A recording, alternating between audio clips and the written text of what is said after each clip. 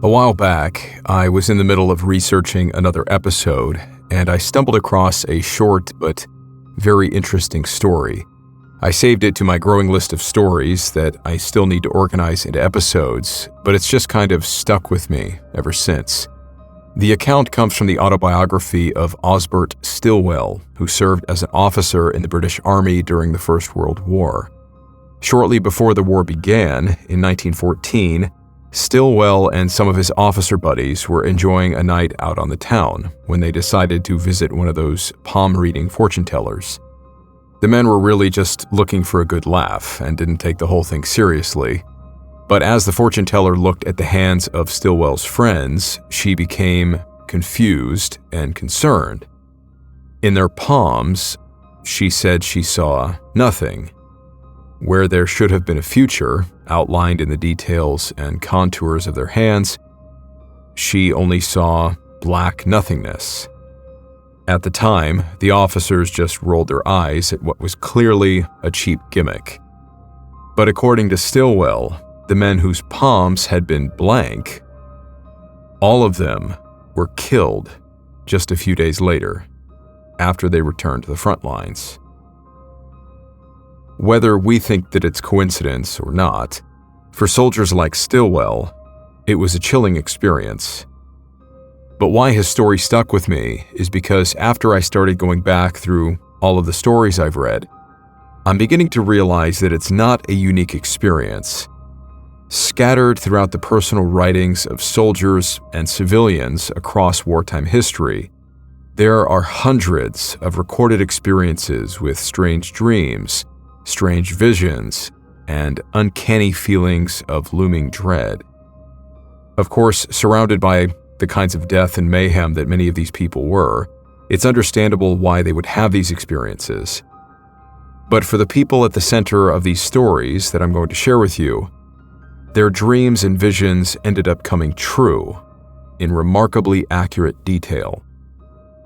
For whatever reason that we can't begin to understand or offer an explanation for, these are true stories about men who knew when and how they would die, and there was nothing they could do to stop it.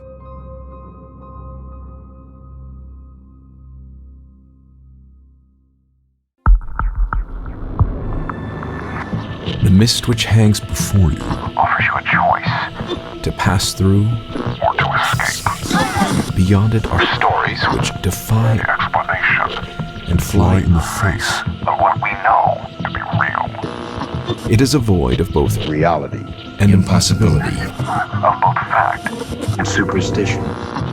You alone are left to discern what to believe as you pass through what we call the fog. war.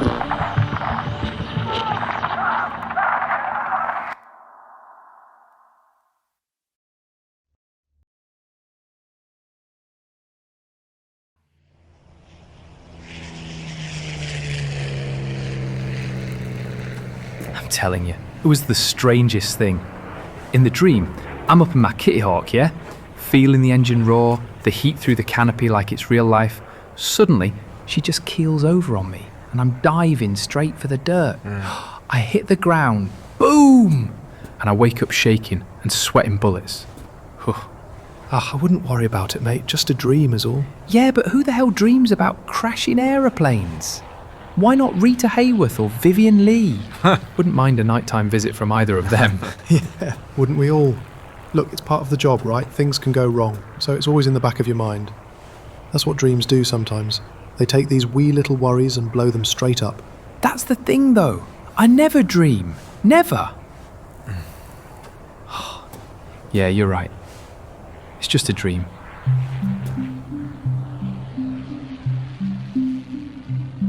This first story can be found in Kevin Desmond's 1988 book, Aviation Ghosts, Stories of Paranormal Activity Along Lines South by Southeast, 165 degrees. In his efforts to better explore the legends, ghost stories, and psychic phenomena associated with aviation history, Desmond put out a call in various newspapers and magazines, asking pilots, ground crew, anyone to write in their aviation-related ghost stories. and he wasn't disappointed by the many responses he received. In the small mountain of story submissions piling up on his desk, there was one particularly chilling story that was mailed in by a Royal Air Force veteran named Bob Lacey. Bob had served during World War II, and in his letter, he recalled a strange conversation he had with a fellow pilot while they were stationed in North Africa in the spring of 1943. Bob writes, "In West Africa, at Easter 1943, I was employed as personal pilot to the resident minister, Lord Swinton. My base, although I spent most of my time in Accra, was Takoradi, which was the assembly base for American fighter aircraft destined for North Africa. These aircraft, mainly Curtiss P-40 Warhawks, were assembled and tested by pilots on the station and then air ferried to Cairo. On the Sunday, I was down at the airfield with one of the test pilots and a South African pilot. Both were particular friends of mine at the time. The RAF test pilot, during conversation, said he had dreamt about an aircraft crash the night before and seemed rather troubled by it. We said there was nothing strange about that, as aeroplanes were crashing all the time. I know, he said, but surely one doesn't dream about aeroplane crashes. We both said that we did, and that there was nothing odd at all about it. Ah, he said, but I never dream. The next afternoon, I was leaving the officers' mess when I saw a tall pillar of smoke rising from the direction of the harbour. I rang down to flights and was told that a Warhawk had crashed and the pilot had been killed. The pilot was the flight lieutenant who had had the dream. I suddenly felt I had seen through a curtain.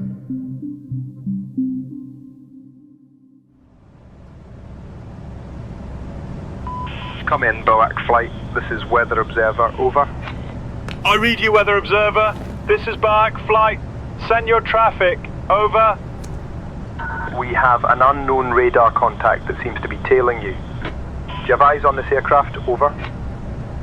Stand by. Alan, can you peek through the Astrodome and tell me if you see another aircraft with us? Negative, sir. Clear skies for miles around. No aircraft in sight. Weather Observer, we don't see anyone up here. What altitude is the contact at? Over. 6 years later, in 1949, I was working with Scottish Airways as an airline captain. We had been contracted by the BOAC, the British Overseas Airways Corporation, to crew one of their Liberator freight aircraft on the North Atlantic service between Prestwick and Montreal. One night on the flight to Montreal, we were in radio telephone contact with one of the weather ships, which suddenly called us and asked if we had another aircraft in sight. It was a very clear, starlit night, and we all began a big search for the aircraft, which was reported by the weather ship's radar contact as being 1 mile behind us.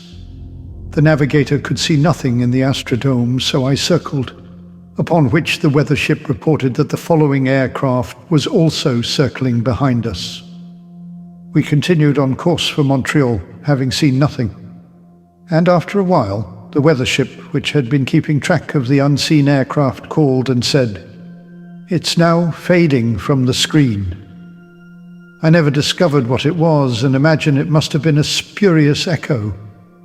But we did have a coffin on board in the hold that night. No one was keen to leave the cockpit after that and go back to brew up in the galley. That is the sum total of actual experience I have had in a flying life, covering nearly 16,000 hours in war and peace. But for some time before I retired from airlines, I would often wake and have a strong feeling that there had been a disaster. Every time this happened, there had indeed been a major air accident. In cold print, nothing very much. The effect on me as a person on these occasions was a different matter. It did not bother me, but gave me a strange feeling that there is much more to life than we are prepared to admit.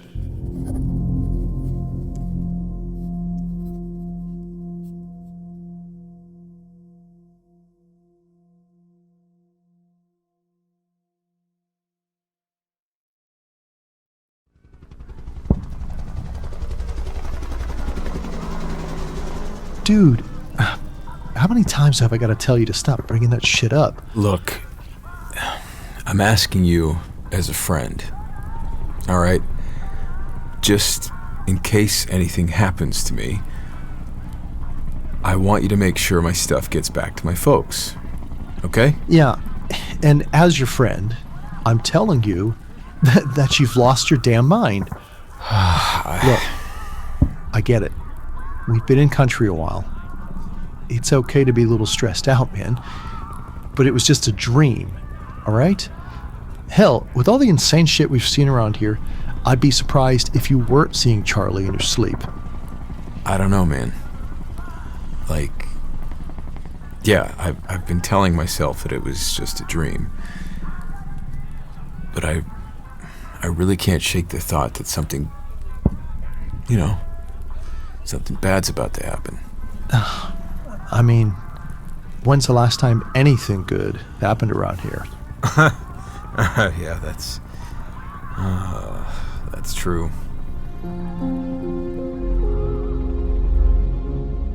This next story can be found in the book Very Crazy GI, Strange But True Stories of the Vietnam War by Craig Jorgensen. When I first read it, this account jumped out at me as being eerily similar to another story that we've previously covered, that of an Australian soldier named Albert Davey. While serving in the First World War, Davey, who was known to be a strong and level-headed NCO, was suddenly overcome by an unexplainable sense of looming dread. It was as if he knew, with absolute certainty, that his time was up. Davey was usually a very bright and cheerful kind of guy, so his change in mood didn't go unnoticed. But despite his officers and fellow soldiers trying to reassure him, Davey just seemed very certain. Calm as he was when he told them, he was convinced that the next assault that they would do would be his last. And it was, much to the shock and chilling confusion of his commanding officer, who later shared the experience that had stayed with him for decades after the war. This next story takes place in 1969, involving an American soldier serving in the jungles of Vietnam. As he's not named in Jorgensen's book, we'll simply refer to him as John. John was a U.S. Army Ranger and second in command of a 5-man recon element. His team was stationed in the Phuc Long province of South Vietnam. John was also well-liked. He was considered a strong leader, always seemed to smile through even the most difficult circumstances, and his fellow soldiers all looked up to him. So when John suddenly became very sullen, the men around him knew that something must be bothering him. But when they asked him what was on his mind, the answer he gave was unsettling. They knew John was superstitious, as many soldiers could be, but this was odd, especially for someone as optimistic as he usually was. According to John, he had had a series of vivid and recurring nightmares in which he saw himself bleeding to death on the jungle floor. The dreams were so real and frequent that John became convinced that they weren't dreams at all. He took them to be visions of his own death. The Rangers were only a few days out from a 5-day long-range patrol mission, and John's sudden fatalist outlook wasn't doing much to boost morale. What made it worse was that on the day before the team was due to step off on the patrol, John started going around the camp and saying goodbye to his friends and giving away his personal belongings. First Sergeant Tony Cortez, who was a close friend of John's, recalled what happened in an interview he gave some years after the war. He was serious, and nothing we could do would talk him out of it. You could see that he believed it, and the odd thing was that he wasn't afraid. If anything, he accepted it.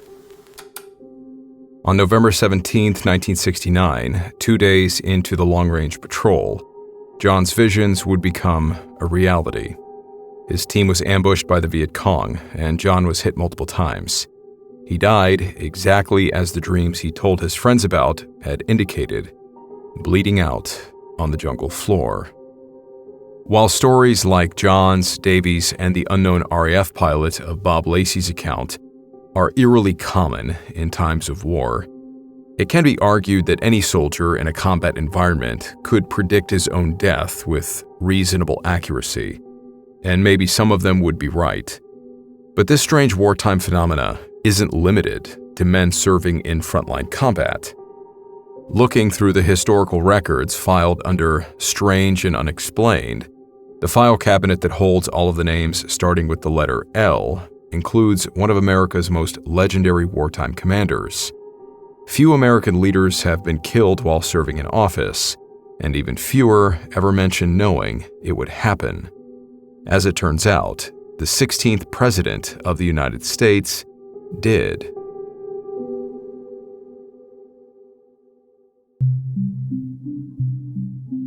Of all the men that have called the White House home, few have left their mark on American history quite like Abraham Lincoln. Lincoln is a man that needs no introduction, and the stories surrounding his life and presidency have become the stuff of legend. Elected to office in 1860, just before the outbreak of the Civil War, it was Lincoln's steadfast leadership that prevented a splitting of the nation after 4 bloody years of conflict. While Lincoln's motivations and the war's objectives did evolve over time, many consider the true highlight of his time in office to be the passing of the Emancipation Proclamation in 1863. This proclamation is what effectively brought an end to slavery in the United States. Although he is now widely regarded as one of America's greatest presidents, Lincoln was a controversial figure during his time, facing opposition from various factions. His progressive outlook towards the abolishment of slavery made him a number of enemies, especially in the South. So although his leadership saved the country, his presidency would end with his assassination. There are thousands of books, essays, and films detailing Lincoln's policies and time in office. But what is often overlooked is his complex and fascinating relationship with faith and the paranormal. Lincoln was born into a very devout Baptist family. From a very young age, people recalled him preaching passionate sermons. He could recite whole passages of the Bible by heart. But as he got older, his outlook on religion became much more complicated. Abraham Lincoln was, without doubt, a man of strong religious conviction, just not in the way that many other people were at the time.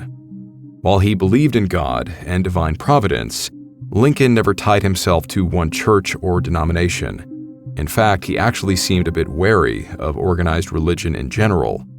Even as a youth, Lincoln questioned the many contradicting interpretations of the Bible held by different Christian groups. Each church boldly claimed that their perspective, and theirs alone, was the truth. But the way Lincoln expressed it, he never felt as if he fully agreed with any of their doctrines, and rejected many of the traditional Christian views. In Lincoln's eyes, the will of God wasn't so clear-cut, and he worked in ways that were simply above human understanding. Lincoln's inquisitive outlook on faith made him what might be considered a skeptic. This became very clear when anyone came forward claiming to be a messenger of God, or to be someone who could communicate with the spirit world. When 11-year-old William Lincoln died of typhoid fever in early 1862, both of his parents were devastated. But while Abraham Lincoln found comfort through his faith in God and otherwise buried his grief in the duties around the ongoing Civil War, his wife, Mary Todd Lincoln, took a much more unique approach to grieving. At this point in the late 19th century, spiritualism, the idea that you could communicate with the spirits of the dead, was all the rage, and Mrs. Lincoln was completely bought in. After William died, much to the disapproval of her husband, she invited a number of self-described psychic clairvoyants to the White House to reach beyond the veil and speak with her dead son. I spoke with a guy who moved to the States from Cuba about a year ago, and after he picked me up at the airport as we drove through Austin, Texas, I asked him about his thoughts on things like the paranormal and religion. He started by sharing his own skepticism, but Then he also shared an experience that, I guess, had started to change his mind. After his grandmother had died, he was invited by a friend to meet with a psychic. He only went along half-heartedly, not planning on participating, but just to watch. At some point during the seance, or whatever it was that they were doing, he said the psychic began speaking to him. But he said it was very strange, because this woman, who he had never met, had suddenly taken on the exact mannerisms and way of speaking to him that his grandmother had. He said she even answered his questions about things that he knew that only his grandmother could have known. He just told me in no uncertain terms, "That woman became my grandma, and I have no idea how she could do that." But when I continued to ask questions, he made it clear that he still wasn't sure what he believed about spirits, religion, or the paranormal in general. I say that to point out that while some psychics do of course try to ply an honest trade in spiritualism, regardless of what we think about it, it was clear that the ones who responded to Mary Todd Lincoln's request were the more unscrupulous types, clearly trying to exploit a grieving mother for their own financial gain. Apparently, Abraham Lincoln thought so as well. Lincoln sat in on a few of these seances, often held in the White House's Red Room. Out of respect, even though he didn't believe a word of what was being said, he kept his mouth shut. He was there to support his wife, and if this was what helped her cope with William's loss, then so be it. But according to Lincoln's close friend, General Daniel Sickles, there was at least one occasion where the president just couldn't help himself. After this particular seance had ended, Sickles recalled Lincoln and Mary Todd having a heated debate about what they had experienced earlier that day. Apparently, the psychic medium, who supposedly had no experience playing the piano, was guided by the hands of the spirits to play a tune. And while he did this, the piano was shifting and jumping around under the power of unseen hands. But Lincoln didn't buy it, and so later, to hammer home his point, he marched over to a nearby piano, pounded on the keys, and, using his knees, moved the piano around just like the medium had done. He then turned to his wife while he was doing this and shouted, "See, Mother, our piano can dance too."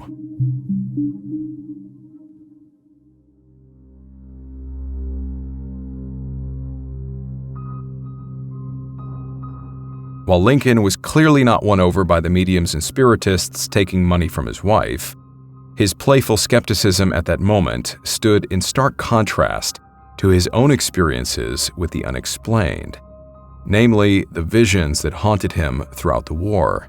Lincoln was tormented by a certain dream. In it, he found himself alone on a small boat floating down a river, surrounded by a thick fog. He had no idea where he was going, and the boat had no oars or a rudder for him to change direction. He was just going deeper and deeper into the fog towards an unknown destination. After experiencing this same exact dream several times, which almost always seemed to happen on the eve of a significant military operation, Lincoln finally confided in his wife about them. In spite of her own superstitions, Mary Todd assured him that the dreams were simply manifestations of his wartime stress. After all, he was, in a way, guiding the nation through a fog, down a river of unknown waters towards an uncertain future. Lincoln agreed with his wife and put the dreams out of his mind, at least for a while, until a much more disturbing series of visions started to come to him.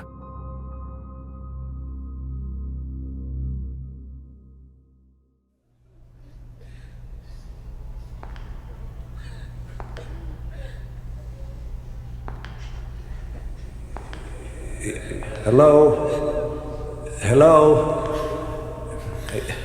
Is anyone there? Molly, darling? Where are you? Soldier. What's the meaning of all this? Who is dead in the White House? The president. What? He was killed by an assassin.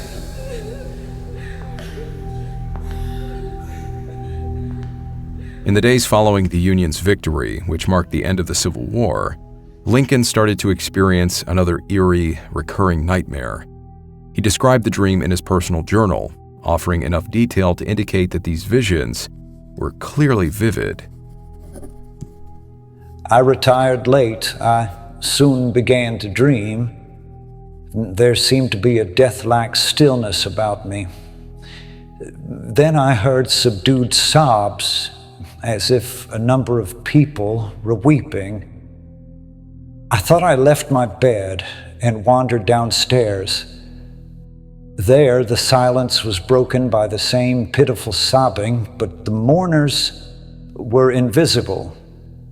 I went from room to room. No living person was in sight, but the same mournful sounds of distress met me as I passed along. It was light in all of the rooms. Every object was familiar to me. But where were all the people who were grieving as if their hearts would break? I was puzzled and alarmed. What could be the meaning of all this? Determined to find the cause of a state of things so mysterious and so shocking, I kept on until I arrived at the East Room, which I entered. Before me was a catafalque on which rested a corpse wrapped in funeral vestments. Around it were stationed soldiers who were acting as guards, and there was a throng of people, some gazing mournfully upon the corpse, whose face was covered, others weeping pitifully. "Who is dead in the White House?" I demanded of one of the soldiers. "The president," was his answer. "He was killed by an assassin." Then came a loud burst of grief from the crowd, which awoke me from my dream. I slept no more that night, and although it was only a dream, I have been strangely annoyed by it ever since. In contrast to his usual stoicism, Lincoln was left feeling unnerved. These could just be dreams, and nothing more than that. But being a man of faith, he couldn't help but wonder if God was trying to tell him something. Mary Todd once recalled a conversation she had with her husband about dreams, in which he said, quote, "It is strange how much there is in the Bible about dreams. If we believe the Bible, we must accept the fact that in the old days, God and his angels came to men in their sleep and made themselves known by dreams." Mary said that after their conversation, Abraham opened his Bible to see if its words could offer any insight. Oddly enough, the first page he opened to was the book of Genesis, chapter 28, which contained the verses about Jacob's dream. After fleeing his home to escape from his brother Esau, Jacob needed to stop for the night. That night, he dreamt of seeing a great ladder stretching all the way from the ground up to the heavens, with the angels ascending and descending on it. According to Lincoln, in this same way, every time he closed and reopened the Bible, he'd find himself staring at a passage relating to dreams and visions. The more this dream occurred to him, his wandering through the White House, seeing the corpse, and hearing about an assassination, the more Lincoln became convinced that it was in fact a clear premonition of his own approaching death.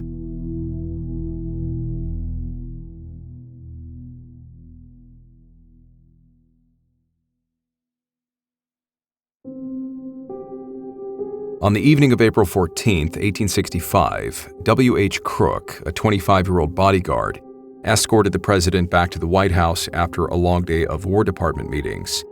Crook was excited to have the rest of the night off, and his attention might well have been elsewhere. But Lincoln's behavior was enough to catch it. Crook couldn't help but notice that the president was acting differently, more quiet and uncharacteristically serious. After a time of quiet walking, the president seemed to come back to his more talkative self. It was at that point that Lincoln confided in Crook, telling him that for the past 3 nights, he had been dreaming about his own assassination. Crook could tell that Lincoln was unsettled by the dreams. Crook also knew that the president was scheduled to see a performance of the popular comedy, Our American Cousin, that night at Ford's Theater. After hearing about Lincoln's dreams, Crook urged him to rest and not attend the performance. But as Crook recalled many years later, in 1907, Lincoln was adamant about attending the show. "It has been advertised that we will be there," he said, "and I cannot disappoint the people. Otherwise, I would not go. I do not want to go." I remember particularly that he said this because it surprised me. The president's love for theater was well known. He went often when it was announced that he would be there, but more often he would slip away, alone or with his son Tad, get into the theater, unobserved if he could, watch the play from the back of the house for a short time, and then go back to his work. Mr. Buckingham, the doorkeeper of Ford's Theater, used to say that he went in just to take a laugh, so it seemed unusual to hear him say he did not want to go. When we reached the White House and he had climbed the steps, he turned and stood there a moment before he went in. Then he said, "Goodbye, Crook." It startled me. As far as I remember, he had never said anything but "Good night, Crook" before. Of course, it is possible that I may be mistaken. In looking back, every word that he said has significance. But I remembered distinctly the shock of surprise and the impression at the time that he had never said it before. By this time, I feel queer and sad. I hated to leave him. But he had gone in, so I turned away and started on my walk home. As Lincoln had so strangely announced it, it would be the last time Crook ever spoke to the president. That night, Lincoln, along with Mary Todd, Major Henry Rathbone, and his fiancée, went to Ford's Theater. And the rest, as they say, is history.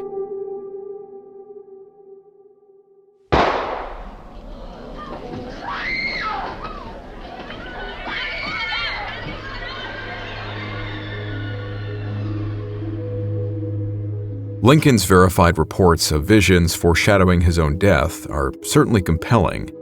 By the end of the 19th century, Sigmund Freud would offer a more scientific approach to the interpretation of dreams.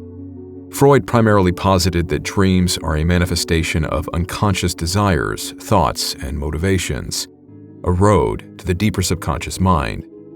Freud did believe that dreams are largely symbolic, such as the example of Lincoln's dreams about taking a boat ride down a dark, foggy river, and his wife's interpretation about wartime stress. However, Freud of course said nothing to the effect that dreams had any ability to predict the future. Modern science posits that dreams are simply the result of random nerve cell activity and do not inherently mean anything, or that they are otherwise the result of our brains processing information while we sleep. At least in Freud's view, our dreams, if studied, could offer us a better understanding of our subconscious mind, our inner person. But whatever science says, in many cultures, dreams have always been regarded as something profound. Looking into the 19th century history of Native American tribes, particularly the Sioux people of the Great Plains, dreams and visions were regarded with a great deal of respect. They were taken as direct messages from the spirit world, sent forward by their ancestors or the Great Spirit, Wakantanka itself. In Sioux culture, dreams were said to play an important role in everyday life. Not only did they serve to help guide individuals along their life path, but they also influenced the decisions of elders, chiefs, and other community leaders. For the Sioux, being one with nature went hand in hand with connecting to the spirit world around them. As an important rite of passage, every young warrior had to embark on what was called a spirit quest or vision quest. After enduring a lengthy period of spiritual and physical preparation with the help of the tribe's medicine man, the young man would venture out to a sacred site chosen by the elders. Once there, they would fast and pray for days on end, hoping to make contact with the spirit realm. In 1854, there was one notable Sioux who made his way across the open plains on such a quest. His long, wavy black hair had earned him the nickname Curly among his friends and family, but history would soon know him by another name, Crazy Horse.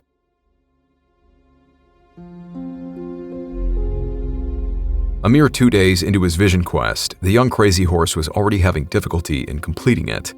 Unlike the other young men who would spend months physically and mentally preparing for their quests, Crazy Horse stubbornly ignored the advice of his elders and went off on his own.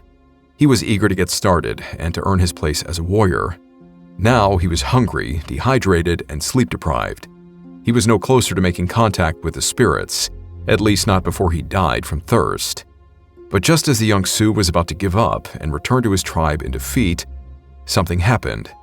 He was walking down a hill to reach his pony, which was resting by the lake. Suddenly, he passed out, but his mind remained conscious.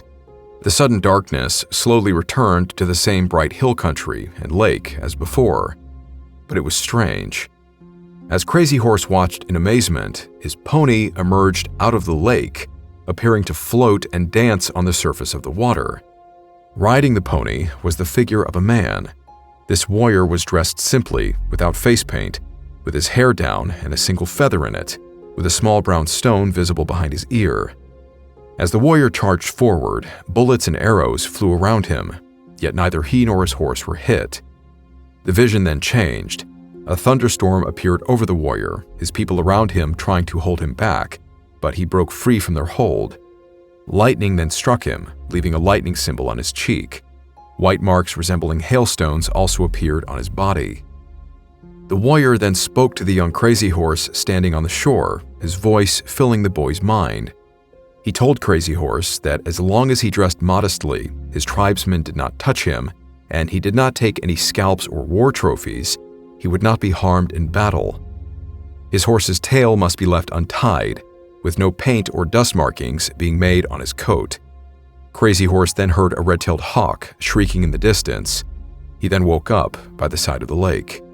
The vision had ended. He looked up in the sky and saw the same hawk flying overhead. Crazy Horse's father later interpreted the vision, explaining that the warrior in the vision was Crazy Horse himself. The lightning bolt on his cheek and the hailstones on his body were meant to become his war paint. The vision provided guidance and a deep understanding of his role as a protector of the Lakota people. He was also given a sacred song that the Oglala people still sing today, and from the vision they derived his name, which became a part of American history. Tashanko Witko, which in English translates to Crazy Horse.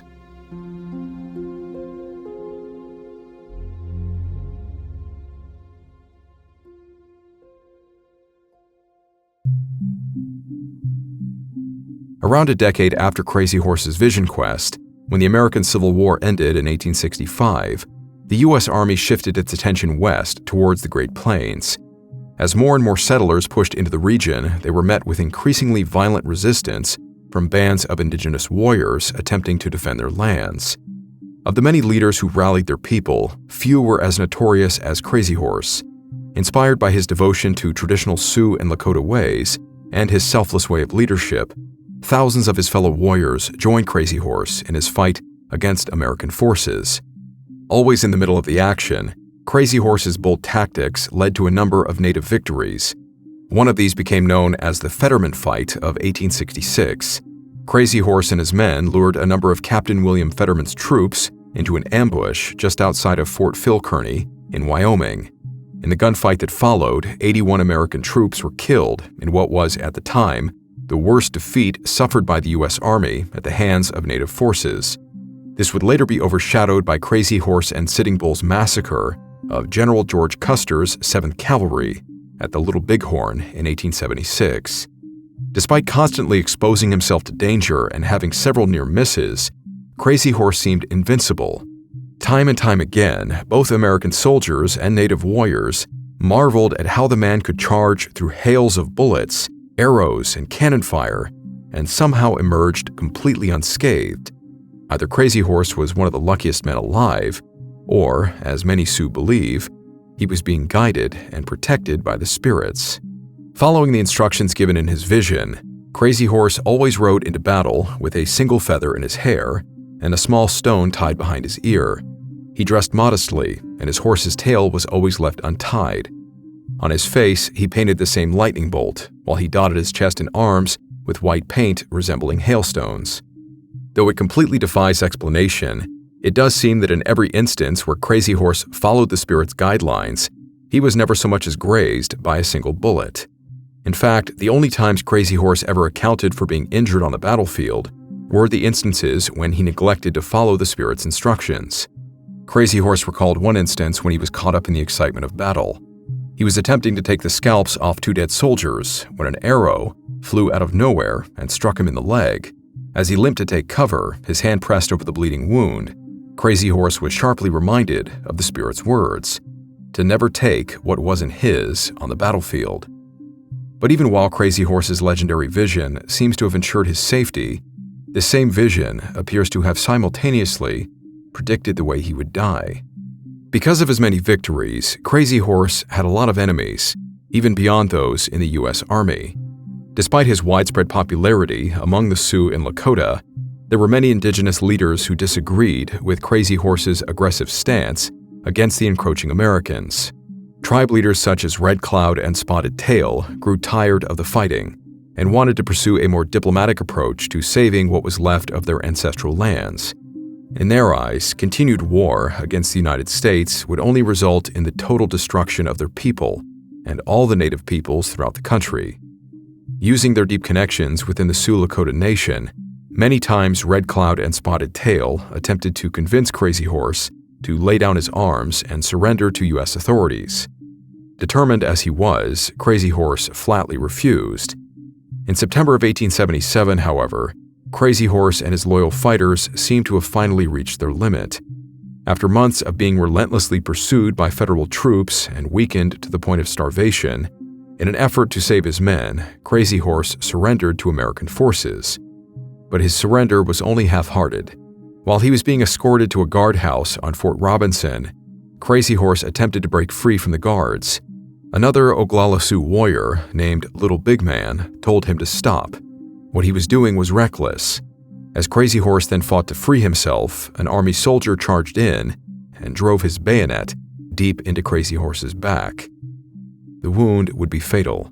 Crazy Horse died later that same day, just before midnight on September 5th, 1877. In the vision that initiated his life as a warrior, Crazy Horse had watched the man on the lake fend off the desperate arms of his own people as they seemed to cling to him, trying to hold him back from something. Whether this might have represented his fellow tribes trying to stop him from fighting with the U.S. Army, or the reality of Little Big Man desperately clinging to him in his final moments, is of course left to interpretation.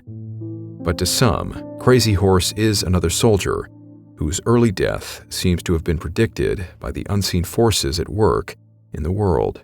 While unique in many ways, the stories of Lincoln, Crazy Horse, and the soldiers who foresaw their own deaths share a common thread, a glimpse beyond the veil of the known, a brush with destiny that defies explanation. Whether through dreams, visions, or chilling premonitions, before they died, these individuals experienced a profound connection to their own mortality. Whether we take these stories as evidence of the paranormal or simply as interesting looks into the human psyche, their experiences serve as a reminder of the unseen forces that may well be shaping our own lives at this very moment, and the many mysteries in this world that lie just beyond our understanding.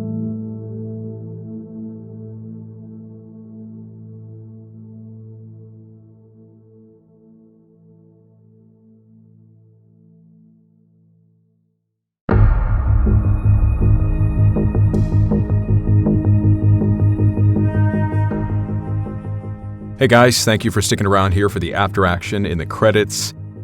Death, the undiscovered country from whose bourne no traveler returns. Speaking of people who knew how they would die, I heard a story about a court jester in 16th century France named Triboulet.